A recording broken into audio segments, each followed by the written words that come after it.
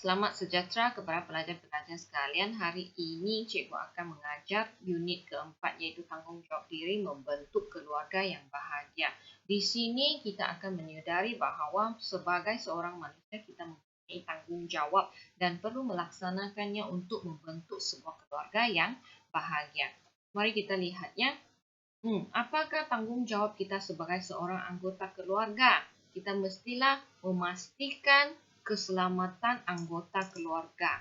Macam mana? Contohnya kita selalu memeriksa pintu di rumah sudah dikuncikah sebelum masuk tidur, dan juga memimpin orang tua semasa melintasi jalan raya. Seterusnya, menjaga kebajikan anggota keluarga. Ya. Sebagai seorang anak ataupun sebagai seorang ibu bapa, kita mestilah menjaga kebajikan ahli keluarga antara satu sama lain. Contohnya dari segi pemakanan, dari segi tempat tinggal, menjaga nama baik keluarga. Macam mana kita menjaga nama baik keluarga? Iaitu dengan tidak melakukan perkara yang keji dan boleh memalukan keluarga. Kita menghindari daripada perbuatan tersebut supaya nama baik keluarga dapat dijaga.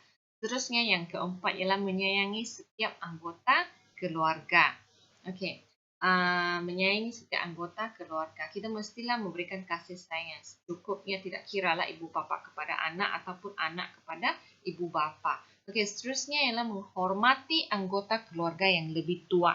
Bagaimana cara kita menunjukkan penghormatan kita kepada orang yang lebih tua, iaitu yang pertama sekali ialah kita mestilah bercakap secara lemah lembut apabila bercakap dengan orang yang lebih tua, ataupun tunduk sedikit apabila kita lalu di depan orang yang lebih tua.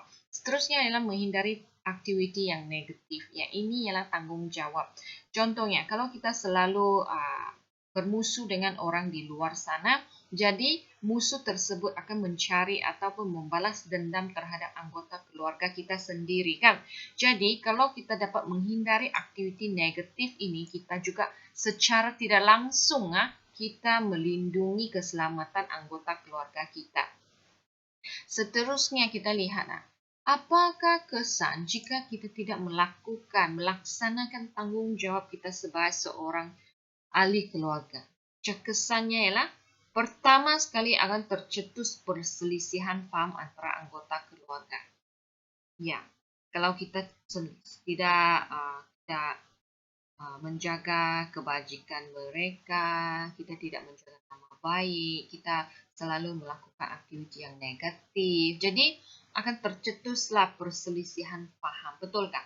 Okey, yang kedua ialah nama baik terjejas. Seperti yang tadi cikgu katakan, contohnya kita selalu berkunjung ke kelab malam ataupun kita selalu berbuat perkara yang tidak baik seperti menyalahgunaan dadah, kan? Jadi perkara ini akan menyebabkan nama baik keluarga terjejas. Bukan sahaja nama kita sendiri yang tercemar, tetapi nama baik keluarga juga terjejas sama sekali. Seterusnya yang ketiga ialah masyarakat akan memandang rendah terhadap anggota keluarga kita sendiri. Contohnya kita selalu melakukan kejahatan, contohnya mencuri, melakukan perbuatan mencuri, merompak. Jadi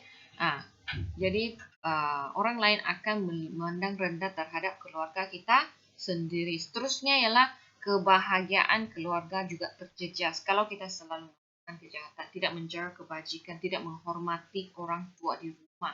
Jadi keluarga akan sentiasa bertengkar antara satu sama lain, bergaduh, sehinggalah kebahagiaan keluarga pun akan terjejas.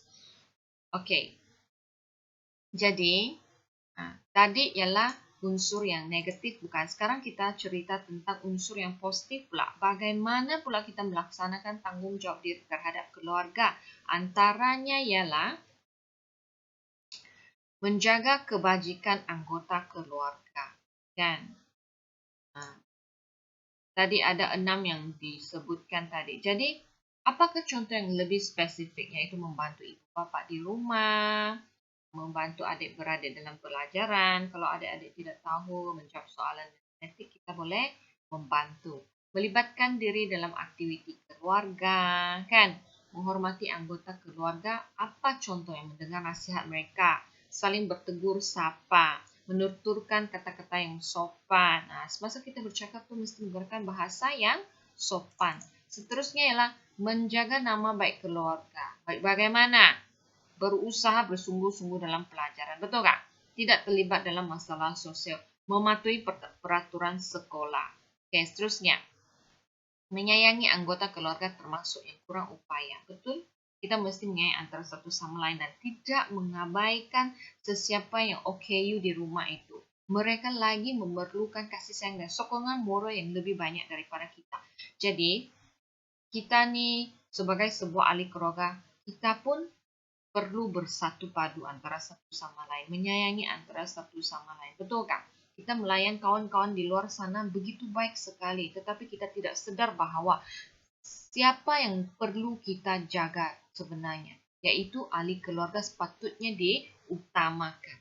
Oke, seterusnya ialah memastikan keselamatan anggota keluarga seperti menutup suis peralatan elektrik jika tidak menggunakannya, mengunci pintu rumah, menjaga keselamatan adik-beradik ketika orang dewasa tiada di rumah. Semua ini kita boleh buat, kita boleh lakukan tanpa memerlukan 1 sen pun, betul tak?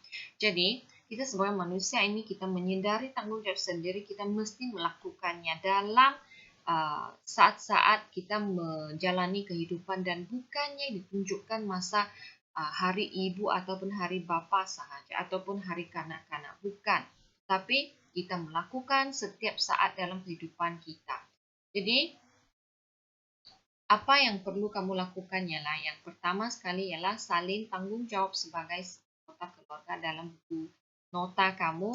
Dan yang kedua ialah kesan-kesan mengabaikan tanggung jawab dalam keluarga dalam muka surat yang 32 ini.